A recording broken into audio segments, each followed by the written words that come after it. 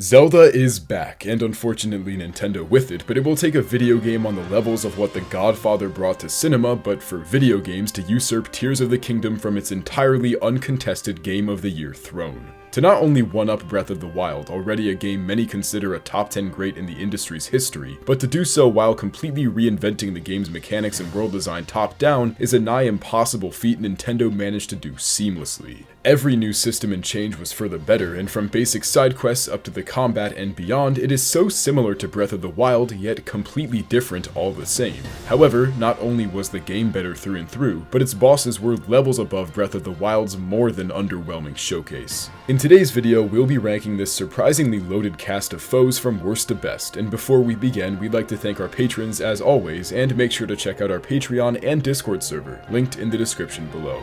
With that said, let's get into the video.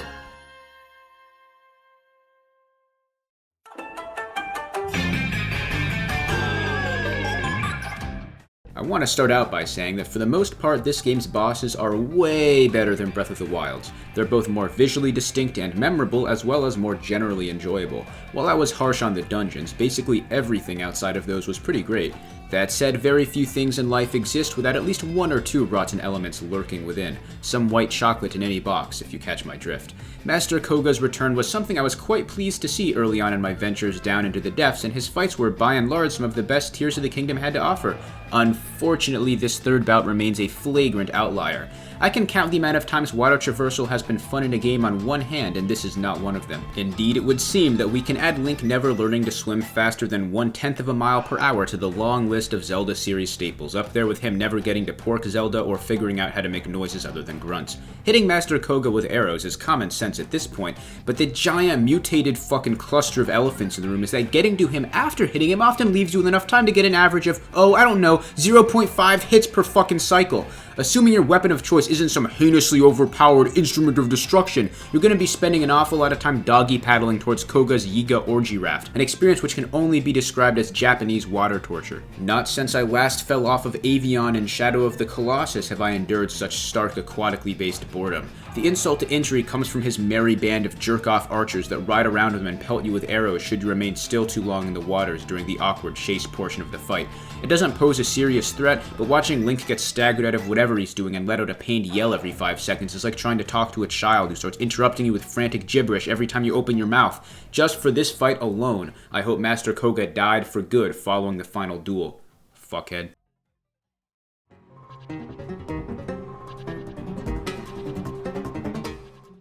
Gleeoks are visually awesome, yet also game-breaking and about as fun to fight as it would be getting right hooked by post-jail Mike Tyson while you're strapped to a chair. Gleeoks are a fucking mess. King Gleeoks are no different, except you can only avoid elemental resistance for one of the 3 elements and have to tank the other 2, and are a pain in the ass to reach. Tip, get your 3 travel medallions before you attempt to beat them. The only consistent way to beat Gleeoks is a rocket-fused shield, 3 bars of stamina, and a Royal Knight's Bow. Trying any other strategy is useless, and when the only way to beat a boss for both the sake of enjoyment and efficiency is a repetitive and unintentional cheese, that boss is not good at all.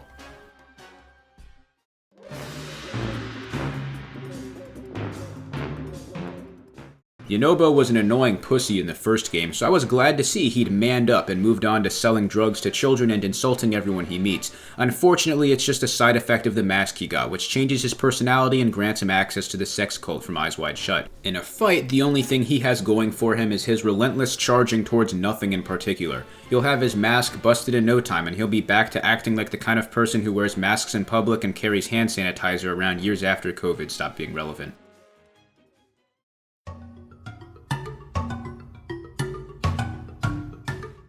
Following Breath of the Wild's complete reinvention of the once bomb-throwing Cyclops turned comedically entertaining open-world mini-boss, it's the exact same as it was 6 years earlier. As we did with Gleeoks and we will do with every other mini-boss, this spot includes all variants of Hinox, meaning basic red Hinox, blue Hinox, black Hinox, and Staunox, all of which follow the same routine. Be David and kill Goliath if he had a lobotomy. After unlocking Mineru, I just began using her Sage Summon because it does a weirdly high amount of damage on base Hinox, and Staunox are still by far the most difficult to take down in my opinion. The eyeballs are juiced to the gills with health considering they're just a blobby mass of vitreous humor.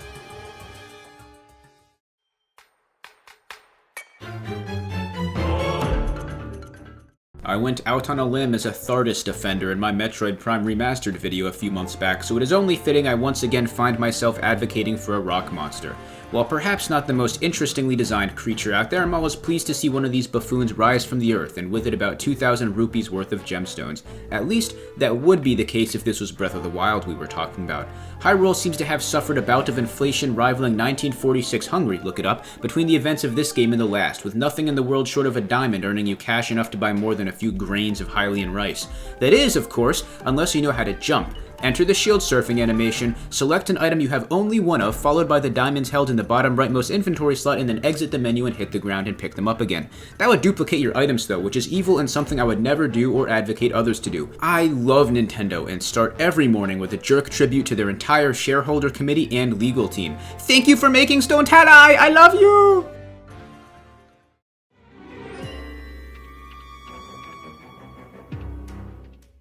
Alex and I were on a call when I took down the Sludge Lake, and at first I didn't think we'd count it, but we did, and it's alright, I guess. Mario, Sunshine, and Zelda is a pretty good description of this muck sprout. It's different from other like-likes, but also takes at most 30 seconds to beat.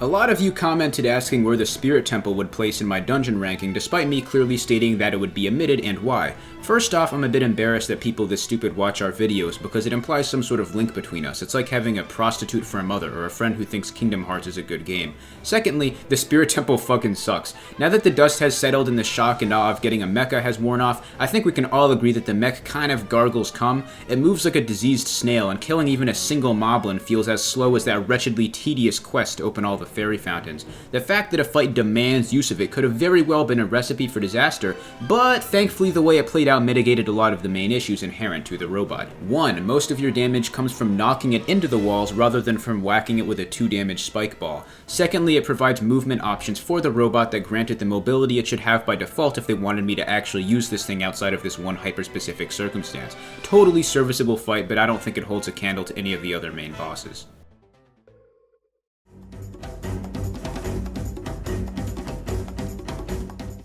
Of the returning mini-bosses from Breath of the Wild, Molduga are by far the best, mainly because beating them required heavy reliance on the bombs previously, and bombs aren't a thing now, so your approach is a lot different and honestly far more engaging. I found the most consistent move was to stand on the conveniently placed stone pedestals found in every arena, shoot arrows in the ground to bait the Molduga out, and bomb arrow the ground as they fall back towards Earth. From there, rinse and repeat. It's nothing insane, but it's definitely a bit more pushing on the brain than before.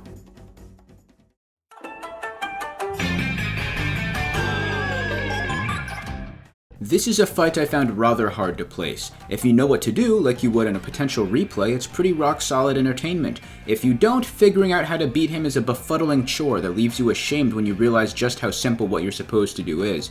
If you played Breath of the Wild, you would remember that he has absurdly high defense and is instead damaged by dropping his iron balls onto him through various means, effectively making him a puzzle boss.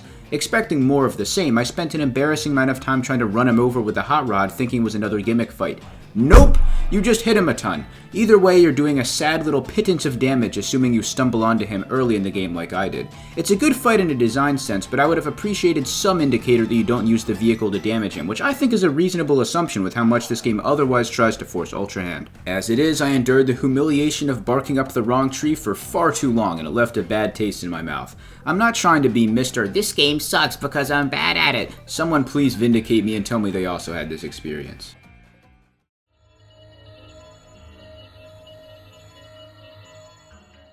Frox was the first boss I encountered in the entire game, specifically the Obsidian Frox in the East Akala Plains Chasm. I couldn't even make it to the ground before it launched itself towards me, and Lawrence tailored me into the wall, shattering all 4 of my hearts and splattering Link everywhere. As confusing as they appear from the outside, their design is actually quite similar to the Stone Talus. Frox have 5 to 6 zonaite ores in their back that you break one by one, but the catch is that its skin is coated in the yellow weapon degradation material from Dark Souls 2. I already have a bit of a problem with BOTW, issue and this game's very lackluster weapon durability, but the Frox takes it to a different level. And while Frox are like Stone Talus, they're also like Hinox in their lone eyeball that stuns them, and they're also like Molduga in that with their breath attack, if you bomb arrow their mouth, they explode internally and get stunned. For a depths exclusive mini-boss and just a mini-boss in general, there's a ton of variety in how you can beat the Frox, a standout quality of its design deserving of praise.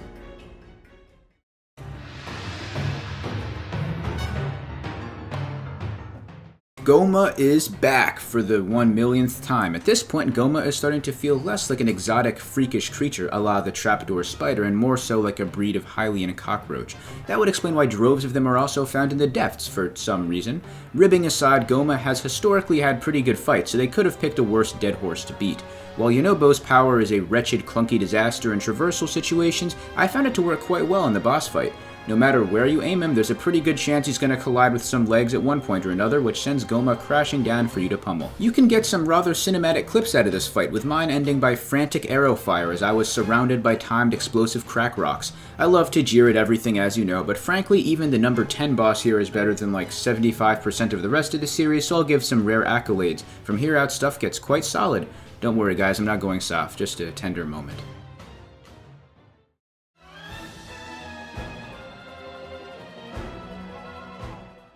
Nintendo bosses are usually 3-phase gimmick fights, whereas in this game, they're more like just legitimate bosses minus the flair and spectacular aesthetics that other action RPG bosses have. The Scourge of the Water Temple, aka the little squid I ate in a calamari dish in rural Maine like a week ago, is a pretty annoying boss in my opinion. All of the temple bosses rely on the mechanic of their respective sage, and Sidon's power is pretty much useless and is second in finickiness only behind Yunobo's disastrous ability. In summary, Sidon's power is a water bubble that protects you, that you can also launch towards an enemy offensively. Mukdo Rock's, I guess, stand, is a giant mud shark that occasionally points its head out of the ground, in which you attack it with Sidon's ability. After, Mukdo Rock will pop out and you attack him. The only major change in Phase 2 is that Mukdo Rock begins to spray goo everywhere and swim between these puddles, meaning you need to stop him. Doing this is fucking obnoxious, but once you get him down, it's all but over. Mukdo Rock is mainly time consuming, still decent overall, but also part of the worst half of the temple bosses.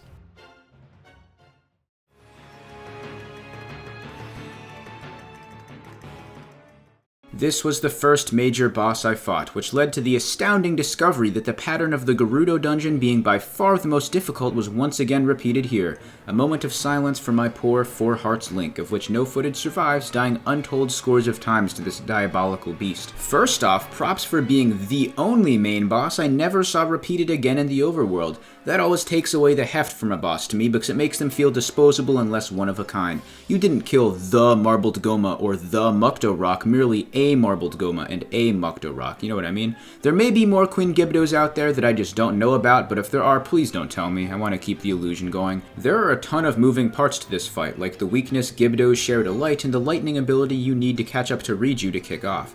I normally disdain bosses that summon lackeys, but I think the multiple enemy combat is actually the strongest aspect of Tears of the Kingdom's battle system, so I found it more thrilling than anything else. Tricky situations breed strategy. Necessity is the mother of invention after all, which explains most things people have done in Tears of the Kingdom, like the need to torture the Koroks for imposing yet another nightmarish collectathon upon you. I salute those of you sending them to crucifixions, stake burnings, and even the vast reaches of outer space, as the more resourceful folks have worked out. At least Queen Gibdo, though many deaths she did dole, did it with grace and nobility. Not to mention, she did jump you solo at the start of the temple, so we know that she does have the bravery to face you one-on-one if it comes down to it. Once again, salute.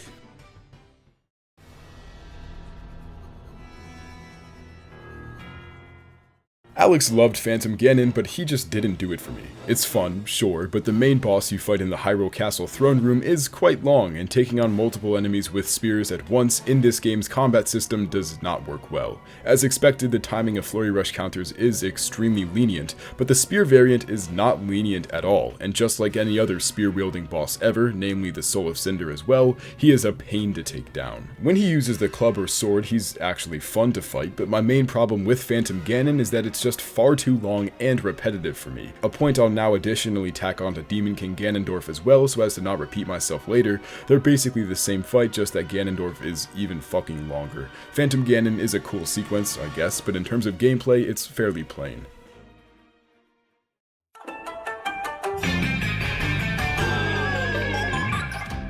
This fight is great because now you know how he works, and the fun of the format is fully present for you to grasp. As a bonus, it's air-centric now, which means fun with rockets, springs, or whatever other Inspector Gadget bullshit you have lying around your magic satchel. If you want to be especially cheeky though, you can go Gadget some Keese eyeball arrows and have him shitting brown bricks without your feet ever leaving the ground. The goofy splendor of the Koga fights is that they are essentially an ode to whimsy and goofiness. He's a joke, you're a joke, just some good old-fashioned Looney Tunes clownery. I've seen people dropping Acme nuclear bomb arrays onto Lionels. Nothing can shock me anymore. Such is the fun of this game.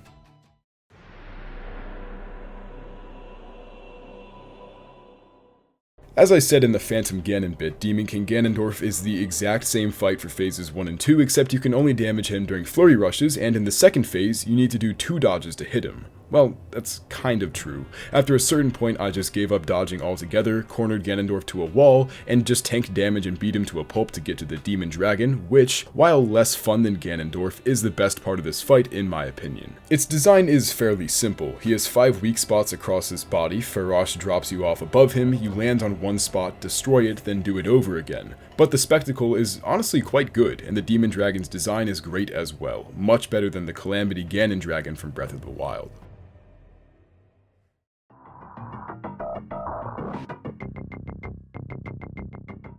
Do you know what's really goddamn fun? Using awesome, insane contraptions to blow things up, fly, and wreak general mayhem. Do you know what's almost as fun as that? Doing it in Tears of the Kingdom. You don't even have a Geneva Convention to worry about in here, so that's one tally for doing it in Gameland. Unfortunately, this is a rare chance for myself in Tears of the Kingdom because I do not like using Ultra Hand, and that is unfortunately just about the only way to go about forging these mechanisms.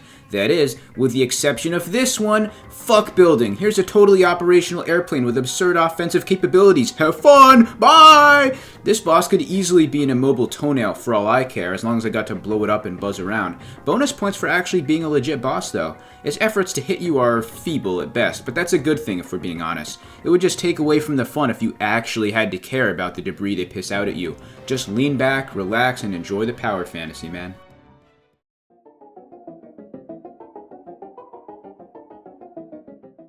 The Flux Construct is maybe the best mini-boss I've ever fought, and it is a masterfully designed overworld enemy that encapsulates a lot of what makes Tears of the Kingdom's combat so great. Outside of 1 to 2 Master Koga fights, Ultra Hand doesn't have much use in the boss fight realm, but it's your key to victory with the Flux Construct. There are 3 tiers of Flux Constructs, ordered by Roman numerals 1, 2, and 3. Each increasing tier of Construct has 1 extra move, although all of them generally revert to the cube form for a lot of the fight, wherein you use Ultra Hand to break it apart slowly and then rip out its core. They do have a wide variety in attack pool, however, which stems from their inherent design, one of the coolest looking and most well-made mini-bosses I've fought in a long time.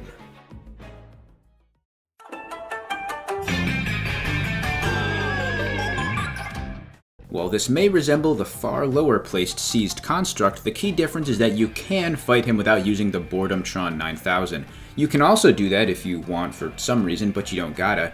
This ultimate mech fares much better as an enemy than an ally, with it feeling satisfying to outsmart and ultimately defeat. He has a wide variety of fancy-looking attacks for you to dodge, an incredible amount of ways to take him down, and a hilarious ending that sees him careening into the great unknown along with an explosive payload. It truly is highbrow entertainment for intellectuals from beginning to end, rivaling the creative depth of even bosses like the end from Metal Gear Solid 3. Okay, I'm joshing you guys a little bit, but it's fun, seriously. Absolutely more fun than most of the other bosses if you take a step back and think about what was actually more fun, spectacle disregarded. Just some dissident Koga-pilled food for thought. Thus concludes my Koga meat riding.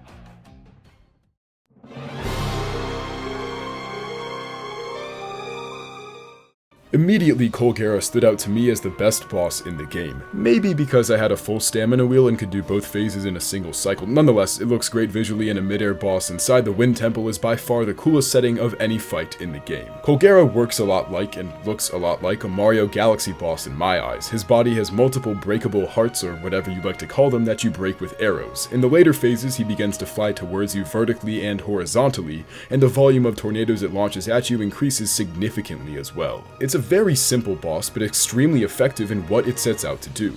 I feel like most fights in this game are similar in this regard, but Colgera happens to win out due to the mechanic it's based around. Thanks so much for watching, and we hope you enjoyed. Things should be more or less back to normal for now, schedule-wise, so that's a relief for both of us here. Stay tuned for more uploads as always, and be sure to check out our Discord server and Patreon as well. That's all for now. Deuces.